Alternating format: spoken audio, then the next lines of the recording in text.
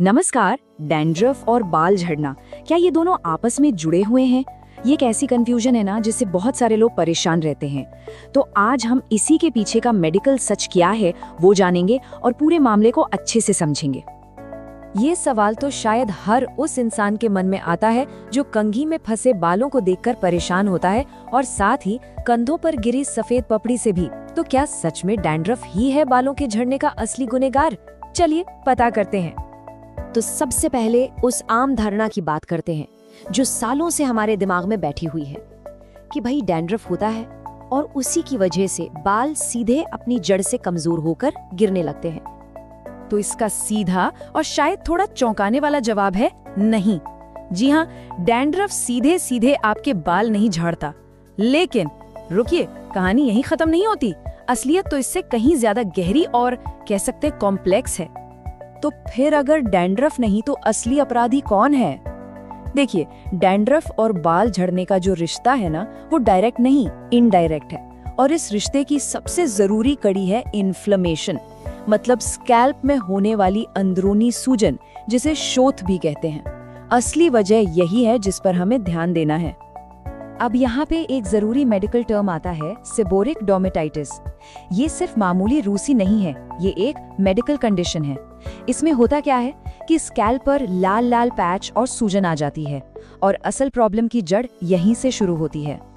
तो मतलब मुद्दा वो सफेद पपड़ी का नहीं है, बल्कि सीबोरिक डर्मेटाइटिस की वजह से स्कैल्प के अंदर जो सूजन पैदा हो रही है उसका है। यही सूजन बालों की जड़ों को, जिन्हें हम हेयर फॉलिकल्स कहते हैं, उन्हें कमजोर कर देती है और नतीजा, बाल कुछ समय के लिए यानी अस्थायी रूप से झड़ने लगते हैं।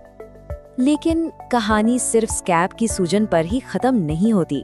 बालों के झड़ने की जो समस्या है वो अक्सर और भी कॉम्प्लेक्स होती है।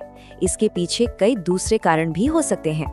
जी हाँ, बालों के झड़ने के पीछे हार्मोन्स का ऊपर नीचे होना, बहुत ज्यादा स्ट्रेस लेना, शरीर में न्यूट्रिशन की कमी, थायराइड की प्रॉब्लम या फिर जेनेटिक कारण भी हो सकते हैं। इसीलिए सिर्फ एक एंटी डैंड्रफ शैम्पू बदल लेने से हमेशा बात नहीं बनती। तो अब जब हम कारणों को थोड़ा बहुत समझ गए हैं, तो चलिए उन आम गलतियों पर भी एक नजर डालते हैं जो लोग अक्सर घर पर खुद इलाज करते हुए कर बैठते हैं। सबसे पहली और सबसे कॉमन गलती, सिर पर बहुत ज्यादा तेल लगा लेना। हमें लगता है कि तेल लगाने से डैंड्रफ खत्म होगा, लेकिन अगर स्कैल्प पर पहले से सूजन या फंगल इन्फेक्शन है तो ज्यादा तेल उस प्रॉब्लम को कम करने के बजाय और बढ़ा सकता है। दूसरी बड़ी गलती, बहुत हार्श केमिकल वाले एंटी डैंड्रफ शैम्पू को रोज इस्तेमाल करना। ये शैम्पू स्कैल्प से जरूरी नेचुरल ऑयल्स को भी निकाल देते हैं, जिससे स्कैल्प और ज्यादा ड्राई और इरिटेटेड हो सकता है। और हाँ, तीसरी गलती, सुने सुनाए घरेलू नुस्खे आजमाना, जैसे कि नींबू या बेकिंग सोडा। ये चीजें स्कैल्प के नेचुरल पीएच बैलेंस को बिगाड़ सकती हैं और जलन पैदा कर सकती हैं, मतलब हालत सुधरने के बजाय और बिगड़ सकती है। तो सवाल ये है कि इन गलतियों से बचकर सही रास्ता क्या अपनाएं?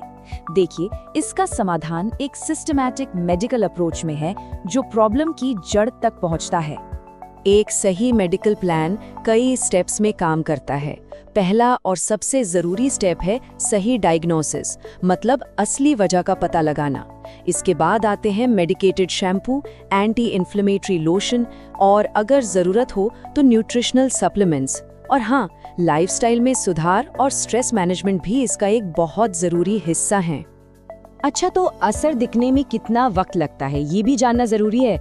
देखिए, सही इलाज से डैंड्रफ पर तो आमतौर पर 2 से 4 हफ्तों में ही कंट्रोल आ जाता है, लेकिन बालों का झड़ना कम होने में 6 से 8 हफ्ते लग सकते हैं, क्योंकि ये इस बात पर डिपेंड करता है कि प्रॉब्लम की असली जड़ क्या थी। तो इस पूरी बातचीत का निचोड़ क्या है?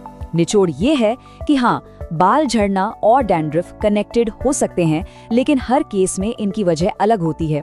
इसीलिए प्रॉपर डायग्नोसिस यानी डॉक्टर से सही जांच करवाना सबसे पहला और सबसे जरूरी कदम है।